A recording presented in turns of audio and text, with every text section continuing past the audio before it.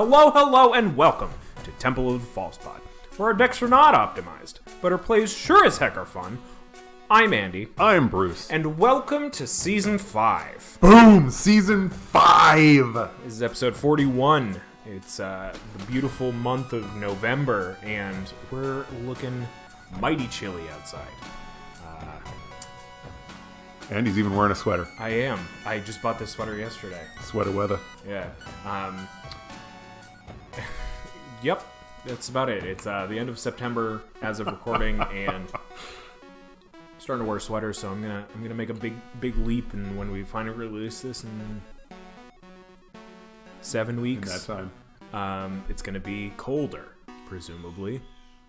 The heat just kicked on in my house. hasn't done that here yet. We don't control our heat, and we always call my cat like an old man. We're like, oh, he's such an old man. My wife texted me today and was like, so the heat just kicked on. Oh, I'm like, oh, okay. I know where Frankie is. So Frankie got out of bed, walked over to the heater, smelled it, walked to every single radiator in the apartment, smelled them, and then went and laid back down in bed. I was like, that's the most old man thing I've ever heard. But it's great. As of release, we'll be moving into our second Innistrad set in a row, which is super spooky. Very exciting. I'm excited. Me too. Midnight Hunt just released, and man, it's just beautiful. So today we thought last week, as of recording, I'm going to say this a lot apparently, was standard rotation, which as commander player, as a legacy 60 card casual player, doesn't make a huge difference to me. And yet, somehow, it should. Oh, absolutely. And it's less so now than it used to be. Right. I recall, because every time there was a rotation in Standard, for the longest time, what it meant for casual players and commander players was, remember all those cards you didn't want to buy because the Standard format had made them ridiculously pricey? Well, now that they're rotating out, suddenly the prices on so many cards just plummet. And it was an opportunity for you to then go in, pick up some of the cards that you wanted to. Maybe you just had one of them and it was working really well for you and you thought this should go in more decks. Or it was a card that you looked at and thought, man, I really want to put that in a deck, but I'm not going to pay that kind of money. I mean, for me, Siege Rhino is the perfect example. I pictured 3 different decks for this card, was ready and waiting for it to come out, and then discovered, oh, this is really good in Standard too? Darn. Because it meant that the price of a Siege Rhino was ridiculous. I wasn't going to pay that. So I waited, and when it rotated out, it plummeted in price. It dropped, 80% easy, and I picked up 4 copies. That's less so now. Standard doesn't drive the prices on cards the way it used to. Probably because Commander is, the biggest format. Well, exactly. Magic has. Yeah, so if it's popular in Commander, it's already jacked up in price. However, we decided we wanted to talk about some of about this group of cards that are rotating out of Standard. Maybe the price isn't dropping. Maybe you were happy with where the price was a year ago on some of these cards. But I wanted to just go back. If for no other reason than to sort of remind us of cards that are just recently gone that may have slipped under your radar, and now is the time. Yeah. Because the longer you wait, if these cards don't see a reprint, they're just going to start going up. They will go up in value, or in cost. Right. Like dollar value. Yeah. You really are going to want to try and look at this. A big thing I noticed when looking through the cards that were rotating out of Standard was that some of them seem to be in dollar amount undervalued. And I think the further we get away from Standard, they will just fade into obscurity, even if they are even nichely good. And I'm very excited for those cards. I've got a few written here. I've got a few that are obvious that we won't spend too much time on. But we're just going to kind of go back and forth, talk about some cards as we do. Right. I will say, when I went looking, I looked at cards that I didn't look at the price. So the cards that I'm listing may very well have always been cheap from the beginning. Maybe they've always been expensive. But it was just, these are cards that are starting to develop a lifespan that beyond just simply now been released. They're now moving past that stage. So it's just kind of a reminder of what's out there and where we're at. So yeah, and I think it's interesting too with that. It's like, because Commander and our Casual 60 are eternal formats, these cards will always be playable unless they get banned. Which, I mean, this is since I've started Magic 3 years ago, almost 4 years ago. At this point, this is the first standard rotation that, like, I've been like, wow, the power level of these cards rotating out of standard is significantly higher than previous rotations. Right. The sets rotating out: Core Set 2021, Throne of Eldraine, Theros Beyond Death, and Ikoria. Thank you. Two of which were released during the pandemic. One was released just before the pandemic, and then M21, which is a core set, so it's fine, but also had Ugin reprint, which, hate that card. Glad I didn't. I'm glad I crossed that one off my list. So Andy, you want to get us started here? Yeah, I'm just gonna quickly rattle off the fact that there are some really good duels in this in this rotation that, because they ended up being standard staples, they will see a drop in price over a couple months and then start to go back up. We've got the Temples cycle, which had a reprint, which seemingly continue to get reprinted, so they'll generally be more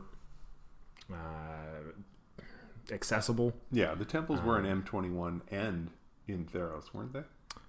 I don't know. Were in two sets this time it sounds about right. It was probably like a complete cycle. Yeah, these are cards that have seen, a number of main set printings now. Yeah. The one that the set that I'm particularly interested in are the Triomes. I think they're great. I think the idea you can search for that land type. Three different colors. They've got the type line. Yeah, that's huge. If you can get them at a reasonable price, get them. Just get them. Don't wait. I'm sure that they will be reprinted at some point. I'm confident of that. But how long? And by the time they get reprinted, what's their price going to be? And how much? How low are they going to go? So I've always said real estate is your best buy, and I stick with that. Even as somebody who has pretty much every dual land, at least one copy of just about every dual land that's been printed. Right. I'm still picking these cards up. And with this cycle of 3-color lands, they're relatively affordable. Currently, they're hovering around $10 to $15 each, which, like, they're going to go up, especially once, what is it? The spring set, New Capenna. New Capenna is probably going to have the other half of the cycle, because it's going to be demon families who occupy 3-color spaces. Okay. I'm willing to buy land as long as it's under 10. And that's sort of been my standard for a very long time. Probably should move that number up a little bit, but says the guy who has like original duels says the guy who has original duels, and some of them were actually purchased for 10. So I've been playing a while. Andy, give me a card. Give you a card. Yeah, all right, a card. A card. Fabled Passage. It's starting to get reprinted throughout many product, but it's a better version of any sort of what's it called? Terramorphic Expanse type cards. It's a land. It says tap and sack. Search your library for a basic land. If you control 4 more lands, it comes into play it comes into play tapped. If you control 4 more lands at that point, untap it. Yeah, you untap it. Which is a weird way to just say it comes in untapped, but it untaps after it enters. Yes. Which I'm sure if it was any other way, it would be broken. I'm not sure how. If somebody wants to explain that to me, great. Why they decided to go very specifically with that wording. I love this card. They've recently had a promo printing for local game stores to hand out with big purchases and stuff. Yeah, the Wizards Play Network. Yeah, 2021. And I got 2 of them, and it's in the old frame. It's so good, and it's foil, and it's just I love it so much. It really gives that nice touch of Eldraine, especially with the foiling being all fairy like. Simply put, again, this is real estate. Buy real estate. Just buy it. You can get these for as little as I think $5.50 or something along that lines for a basic version. They were up there for a while. So Fabled Passage. All right. What's your first card? This one's a little different. Luminous Broodmoth. Oh, heck yeah. So Luminous Broodmoth is a 3/4 flying creature. It costs 4 mana. That's 2 white. It says whenever a creature you control without flying dies, return it to the battlefield under its owner's control with a flying counter on it. There are so many things about this card that I love. One, recursion. So you can swing in with your non-flying creature into anything. Yeah, where preferably into situations where you're going to trade 1 for 1. Right. With the Broodmoth out there is a very good chance that your opponents will not block because they know they're just going to have to face it again the next turn, but then it flies. There's all sorts of issues. This just makes your creatures and the possibility of creature combat so much better for you. I think I think this is just a card that can go in so many decks. There's just so many options for it. And none of this is even considering the idea that it's a flying counter. There are ways to move counters. There are ways to duplicate counters. There are ways to take your pick. You can abuse this. You absolutely can. The fact that it brings creatures back, all of your enter the battlefield triggers are hitting twice with this thing. It is so good. Good. And I think it would be a great card, and honestly, I should have a bunch of these. I've got too many decks where this could be really good. Yeah, I've got this in a historic brawl deck right now for Luris of the Dream Den, which I may talk about later. Where if you have this out and you have Sir Conrad, so you're playing a black-white deck. Yeah.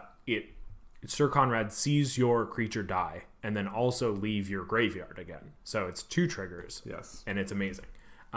Great thing about this too is that if you are playing very few flying creatures, and somebody plays a board wipe, it essentially nullifies the board wipe for your board. It actually improves your board state because everything on your side will die. The Luminous Broodmoth will trigger all of the other things except for itself because it flies. Now your whole board flies and everybody else's stuff is dead. So it's either going to convince your opponent not to wipe the board, or you're going to be way ahead. Cool thing with this too is that if you give it the Colossus Hammer, it loses flying, and then if it dies, it comes back with a flying counter on it. Just a fun little interaction. Very cool.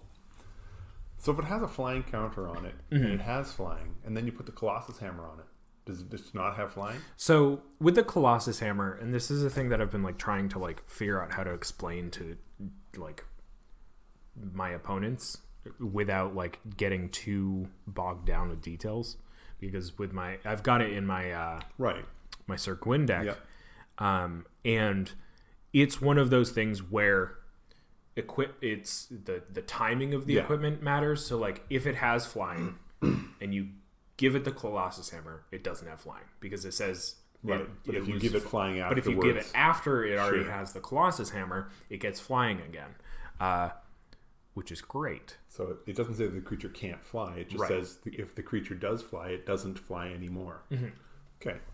Speaking of flying, I was happy to send us off on that crazy tangent. Now I'm going to send it back to Andy to bring us back on track. Speaking of flying, Elder Gargaroth is rotating at a standard. And I say that because every time I've played against this card, I forget that it has reach. Elder Gargaroth is... I kind of wish it was legendary because I want to build a deck around this. It's a 3 green, so 5 mana, 6/6 creature beast from M21. Vigilance, reach, trample. My 3 favorite words. Whenever it attacks or blocks, choose one.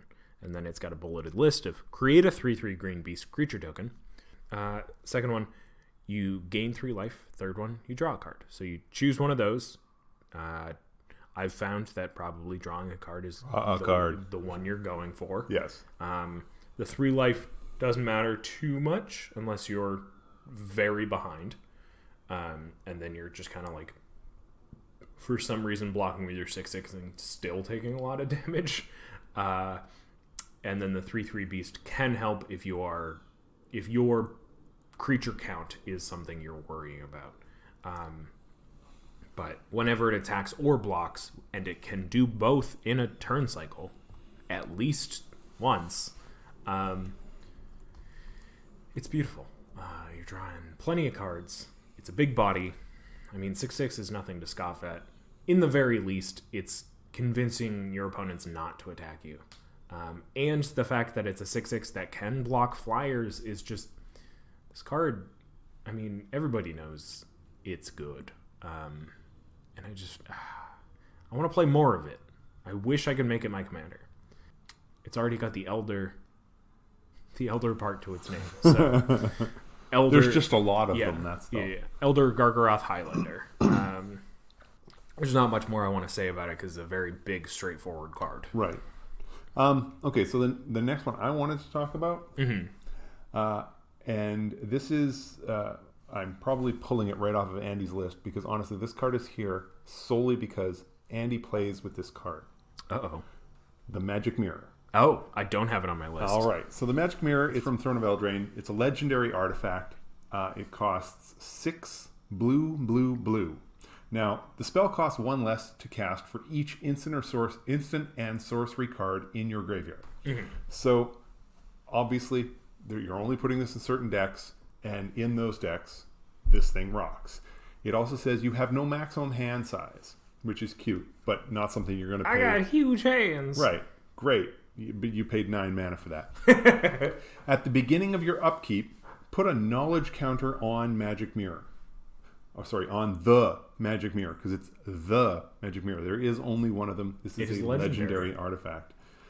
Then draw a card for each knowledge counter on the Magic Mirror. So you play it, you have no maximum hand size, you played it for cheaper because you had cards in your graveyard, and then as long as it sticks around until your upkeep, you put a counter on it and you draw a card on your upkeep. So you spent 9 mana to draw a card a turn later. Right. And then the next turn, if it's still around, you put another counter on it and draw 2 cards. Okay. This thing is freaking awesome for a number of reasons. One, who's not playing Proliferate with this? Of course you are. Me. But as soon as you get that first counter on it, right, you're going to start proliferating right away, because the odds that this thing is going to stick around for any length of time aren't good, because of how ugly it gets over a period of time. Now, having said that, Andy, when was the last time somebody actually destroyed this card? The last time I played it, honestly, I've seen it played. Yeah, I've seen it played twice. Like it in the same deck. Yeah. In person, I've seen it played twice. First time I played it, and then I think it didn't even make the full turn cycle, which was a little upsetting. And then the next time it got played was Jesse was playing my deck, and I think it took him. I think he played it probably turn 4, maybe. He had filled up enough spells. He had played enough spells or filled up his graveyard enough to get it out pretty early, and it lasted him to the end of the game. I think he ended up with 6 or 7 counters on it, which by that point, it's about 30 cards ish drawn off of just that over a course of 6 or 7 turns, which is great for 9 mana. Well, and this is just it. The people look at the casting cost of this, and even understanding that it costs less, they just can't get around the idea that spending 9 mana so you can draw a card the next turn. I'm not going to pretend that that Jesse's experience with the card, where it sits there for 10 plus turns, is typical. Right. It is not. This card is not going to last. There's just no way. At some point, I mean, it's going to draw the ire of somebody. When you drop that third counter on it, you're going to draw 3 cards. And no one's going to do anything about this, because when you're drawing that third, it means you've already drawn 2 and 1 before. Right. So you've gotten to 6. You've gotten to six draws. And realistically, with the Magic Mirror, if you're playing ramp, and you're playing instants and sorceries, turn 4 is not. I think turn 4 is maybe a touch early, but I doubt it. I think even if you're playing the instants and sorceries because you know that this is coming, right? I think this is realistic. I think even more than the 9 mana casting cost, the issue that I have with this card is that it's 3 blue, like it's blue, which can be harder to fix early game than you'd think. I mean, maybe not you, but than I'd think. I've got this in my Galazeth Prismari deck, which churns out treasures like nobody's business. Granted, in that deck, I have to actually sacrifice the treasures to make this card. But then, I mean, you're getting the value out because it's an artifact. So in Prismari, you can tap it for mana. By the time you have drawn your 30-ish cards on turn 6 of this, you've also drawn plenty of other cards through the other spells in your deck. Right. I think the key to a card like the Magic Mirror is... Well, I've got some other cards. Well, I've got another card in particular that I want to talk about, but the key is... Not just yet. The key is give them multiple targets. Give them another reason. Give them a reason to go after something else. Yeah. It is amazing how poor the threat assessment can be. When you've got another artifact that does, say, an artifact that can do 4 damage to any target. Yeah. Or Magic Mirror with 3 counters on it. I mean, we should all know that you take out the Magic Mirror. Yeah. But that doesn't happen. Yeah. It doesn't happen. And people will sit on their removal waiting for something that hurts them. You drawing cards doesn't feel like it hurts them. It's a mistake. It will. But it's amazing how many people do that. So cards like Magic Mirror just sit there. And honestly, even if they don't, you're probably paying 4, maybe 5 mana for this card. And if you get to draw a card, you paid 5 to draw a card, and you forced removal out of their hand for the next thing you're going to play. I mean, I'll take that. Yeah. I mean, like if you are using something else to try to get their gaze somewhere else. Like the thing is with this card, if you are just saying, all right, untap, draw, and then you kind of like quietly just like add your counter and you draw your cards, nobody's noticing how many cards you have in hand. I mean, they are, but it's becoming that pattern of like they're not noticing that you're like the difference between 1, 2, and 3 cards you're drawing at the beginning of the turn isn't hugely understandable. People until you get blink to 6 about the or number 7. of tokens on a card until it like ticks up to 3 or 4. Yeah, and then it's like, that's a lot. What does that thing do again? Oh, it draws me cards. Oh, for the number of tokens. Oh, well, we need to deal with this. But it's a great little card that I love this card, and I feel whenever it hits play, for whatever reason, I perk up. Yeah, it's something that draws my attention, and I'm like, okay. And I mean, the first time I thought, like, okay, what's that wall of text, and how bad is this going to be? Because it's a colored, it's a blue artifact. Generally, if an artifact has color, I start to get worried because it means they made an effort. Yeah. And I'm like, okay, this is different. What's going on? And this card I feel is like the epitome of the idea of Commander, where it's like, oh, you've got these big splashy like cool cards that do crazy things. Right. This card didn't see much play in Standard. This card would have seen almost no play in Standard. Yeah. I mean, it's 9 mana. even with the discount. Yeah. It's not going to come out until it's almost too late, and then it's either going to be destroyed or you'll get to draw 1 card. Right. It's just not worth it in a Standard game. But in a Commander game, especially Commander games where you're playing with decks that are a little lower powered, where games run a little longer, cards like this can last and can draw you a lot of cards. Beautiful. Sandy, I think it's probably time we pack it up. We break out. Oh, no way. I'm only halfway through. Oh! I was thinking now is the time we should probably send it out to our sponsor. And we'll be back after this quick message. Thanks.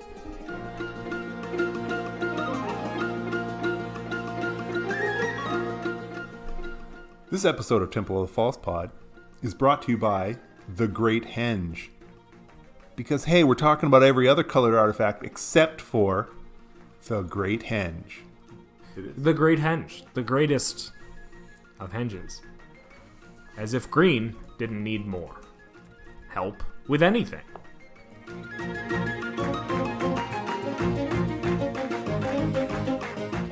Oh, hey!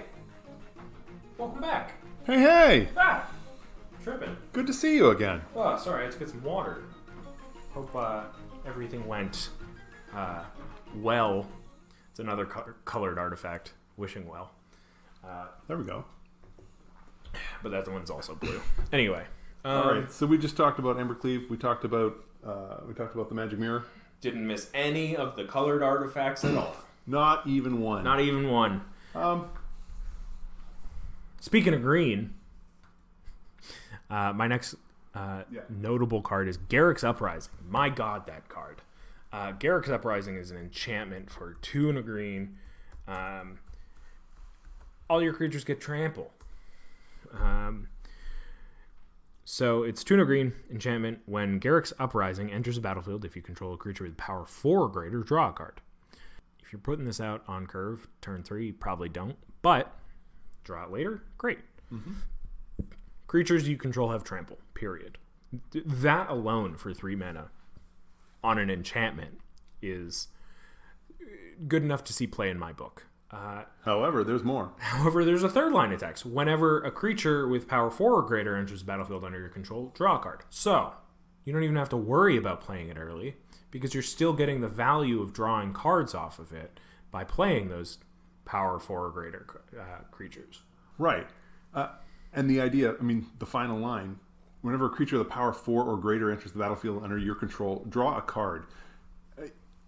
We're playing green here, people. I mean, green makes tokens that big. Yeah. And you can drop those things fairly quickly. Now, if you're playing things like green and white, I mean, white's got all those.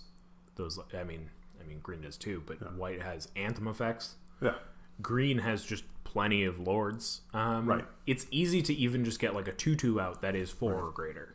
The nice part, it was funny. You mentioned the curve and how if you played him on turn 3, it's unlikely you would get to draw a card because you probably don't have a creature of power 4 or greater on turn 3.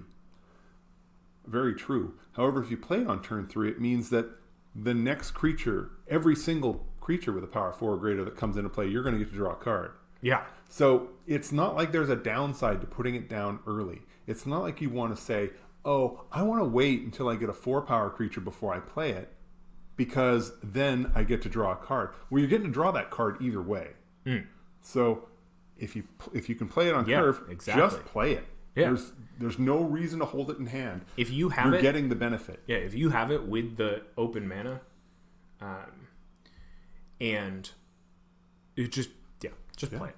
Garrick's Uprising, just play it. I think the cool thing with this card too is that you're playing green. You're not going to be playing it on turn 3 earliest. You're going to be playing it on turn 2 earliest. You know, you put down a forest, you put down a elf of some kind, a druid of some kind. Turn 2, you put down another forest, you got Garrick's Uprising already.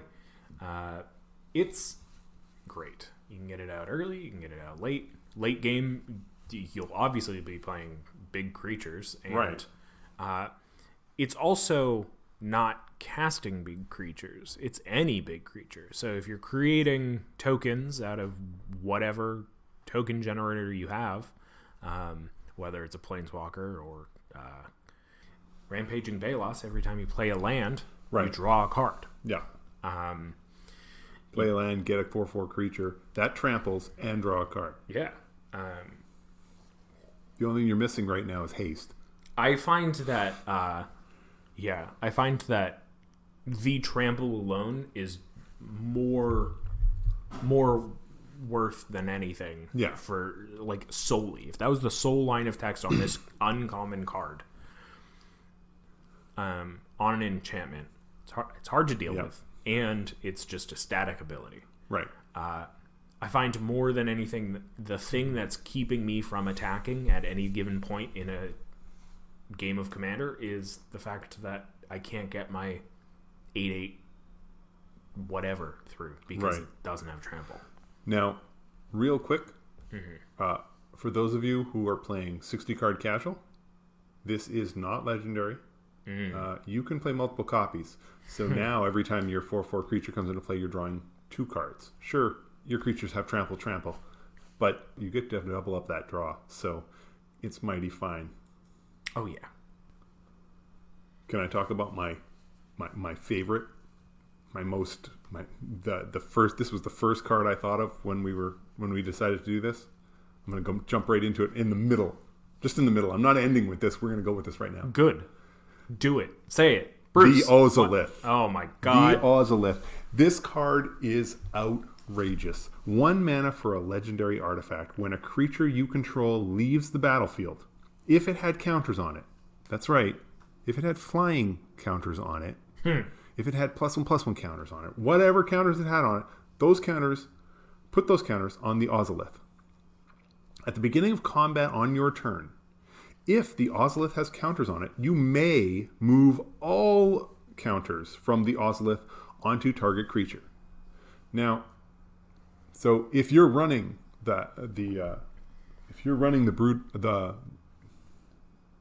brood moth, and you get 5 flying counters on this thing, you can't pick and choose to put 1 on each creature as they at the beginning of combat. They all have to go on 1 creature, or onto 1 target creature. But this is just outstanding. There are so many decks where you're working hard to build up +1/+1 counters on your creatures, and a Wrath wipes your board. This card takes Cathar's Crusade, and makes it impervious to a wrath. All those +1/+1 counters get poured onto the Ozolith, and then you just immediately put out another creature, and now that one creature is ridiculous. Oh yeah, definitely. And this does say counters, not +1/+1 counters. So if you're running any cards from Ikoria, trample tokens, flying tokens, vigilance tokens, Counters, any counters. It's just all of that goes. It all moves. Now, yes, this also means that you're going to have times when you're moving -1/-1 counters onto a creature. It's bound to happen. It will work out that way. But there are so many decks where this is good. Yeah. And I'm not going to pretend that that you're going to see a price drop right now. You're not. This is not a secret. Commander players know about this card. It's already over $15. It's not going, and it's not coming down anytime soon. This thing will get a reprint.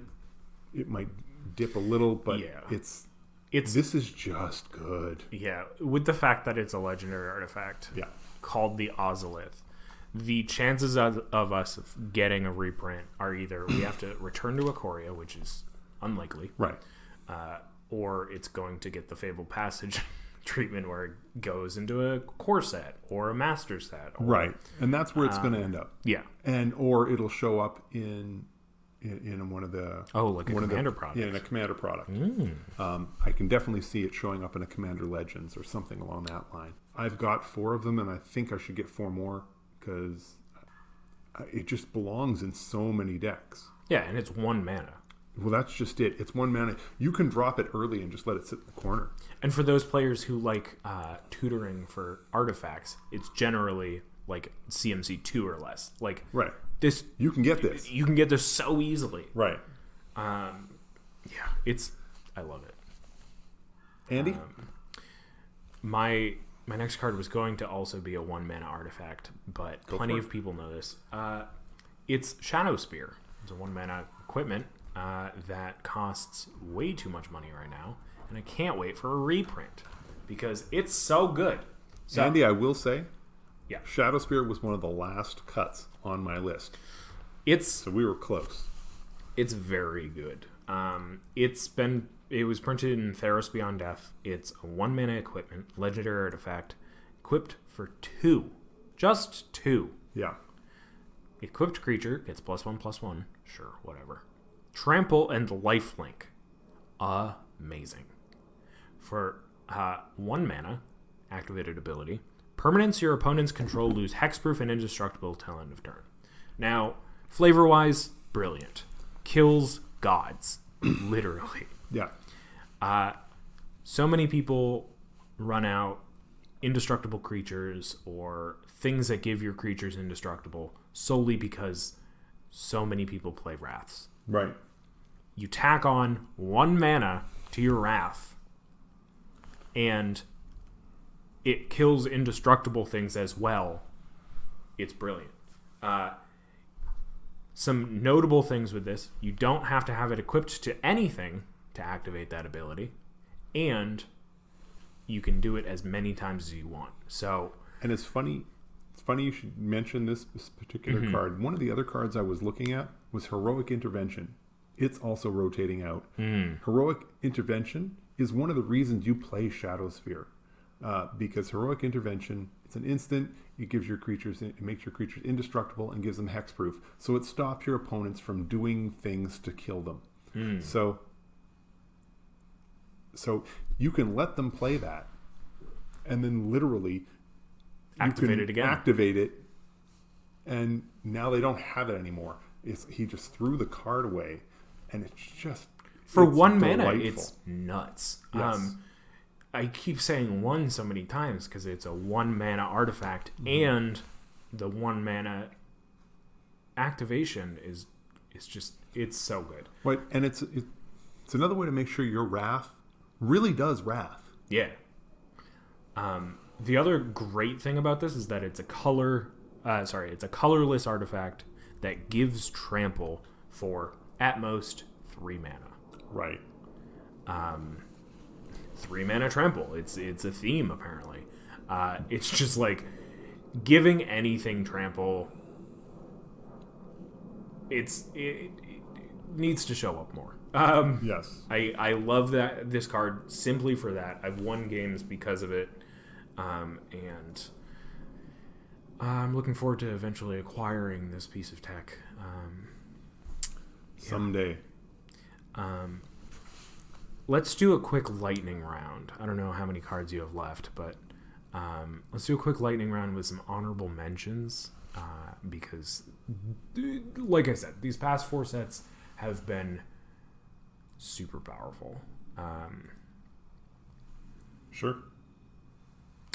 I think there are a lot of cards out there that saw a lot of play, so a lot of people know them.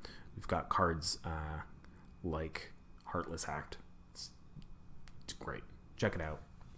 2 mana, black, removal. I'll jump in here. Brash Taunter. Don't be deterred. I know it's 5 mana for a 1/1. He's destroying shit. Oh, absolutely. Like, all over the place. He's miserable to play against. He's really difficult to get rid of. The card is just great. It does so many things in the right decks. Yeah. And adding to that, he's indestructible, so he will be around the next time, or your next turn, so that you can finally activate him for 4. Right. 4, 3. 3. 3. You can finally activate him for 3. The next one I've got, Rankle, Master of Pranks. This card is here mostly because I have it. Played it in my Grenzo deck and discovered just how good this card is. It is so good. Unlike Elder Gargaroth, the 3 options here, 1, you can do all of them, and 2, there are times when you actually want to do all of them. Like, absolutely. Like realistic. I mean, sure, the Elder Gargaroth, I'm sure there are times when you want to gain the 3 life, but you're going to want to draw the card. Yeah. Rankle let either each player discards, each player draws and loses a life, or each player sacks a creature, and you can do any combination of those.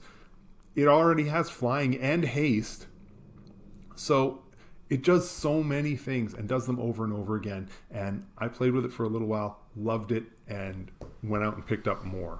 So I encourage all of you to do the same. Rankle, Master of Pranks, I mean, a black flying creature. It's very handy. It fits in so many decks and fills a lot of holes. My final honorable mentions: Shark Typhoon. This card saw a lot of play in Standard, which was nuts because, like, it's a commander card. 5 and a blue enchantment. Whenever you cast a non-creature spell in blue, how many times are you going to do that? All the time. Create an XX blue shark creature token with flying. It's a shark that flies. XX, where X is the spell's converted mana cost.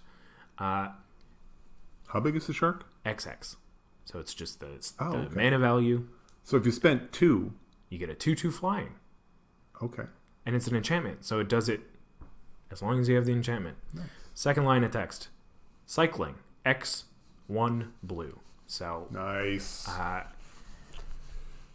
Yeah. So when it's not the right time. If you're like, I don't have 6 mana, but it's in my hand, throw it away. Yep. When you cycle Shark Typhoon, create an XX blue shark creature token with flying. So you get to essentially make the shark as big as you want for only once, right? But you get to draw off of it as well. And then you draw as well. Nice. Great thing to note about this too, X can be 0. For 2 mana, you throw this card away to draw another one. For casual 60, that's great because you can have up to 4 in your deck. Yep. Love this card. My last one, Dryad of the Elysian Grove. Yeah! Our little sexy boy. You bet. For 3 mana, you get a 2/4 creature. It's an enchantment creature, nymph. You may play an additional land on each of your turns. This is not everybody. This is you. Most of the time when you see this, everybody gets the benefit. No, this time you get the benefit, and lands you control are every basic land type in addition to their other types. So I just finished telling you at the start of the show, buy real estate. This card says you should buy real estate, but you don't really have to. While Bruce goes and gets the door, I'm going to talk about my very last card. My last card has seen a fall from grace. I feel like this card, when it was first released, was mucho expensive. It's had like a nice ramp down. It's Stone Coil Serpent. It's an artifact creature snake. X. Just pay X. It's a 0/0. Reach, trample, protection from multicolored. Stone Coil Serpent enters the battlefield with X +1/+1 counters on it. The what's it called? The keyword soup on this thing is exactly what you want it to be. Reach. Nobody's gonna remember that the snake has reach. Protection from multicolored. You can get right past anybody's commander. You're going to attack with it because it also has trample. You get to build it up as much as you want whenever you play it in the game. You can have a turn 1/1/1 with trample, and if you have ways to put counters on it, great. Or you can have a turn 7, 12/12 with trample.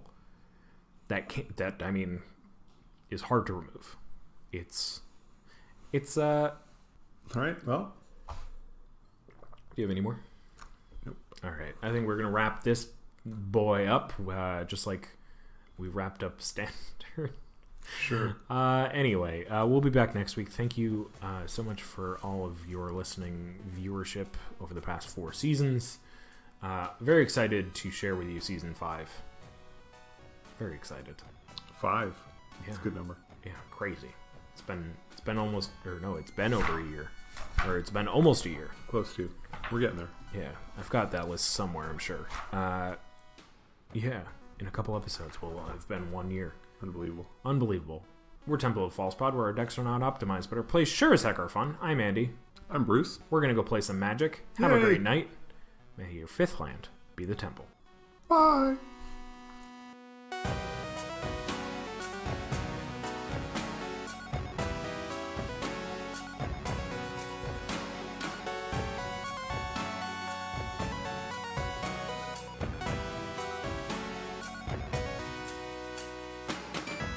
Wait. Before you go, I just wanted to say thank you for listening. You can reach out to us via email at falsepodmtg@gmail.com or on Twitter @falsepodmtg.